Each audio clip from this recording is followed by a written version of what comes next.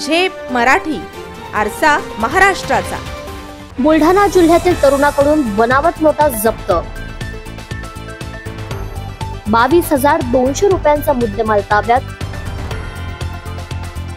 धुळे तालुका पोलिसांची कारवाई। गेल्या काही दिवसांपासून मालेगाव येथे बनावट नोटा जप्त झाल्यानंतर आता धुळे जिल्ह्यातही बनावट नोटांचा धंदा उघडकीस आलाय।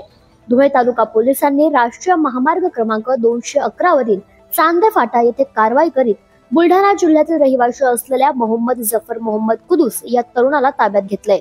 या तरुणाकडे भारतीय चलनाच्या बनावट नोटा असल्याची गुप्त माहिती मिळाल्यानंतर तालुका पोलीस ठाण्याच्या निरीक्षकांच्या मार्गदर्शनाखाली सापळा रचून ही कारवाई करण्यात आली। या कारवाई दरम्यान 500 रुपयांच्या 44 आणि 100 रुपयांच्या 2 अशा एकूण 22,200 रुपयांच्या बनावट नोटा जप्त करण्यात आल्या आहेत। या प्रकरणी पुढील तपास सुरू असून आरोपीने या नोटा कुठून आणि कोणाकडून घेतल्या याचा शोध पोलीस घेत आहेत। प्रतिनिधी कार्तिक सोनवणे, झेप मराठी, धुळे।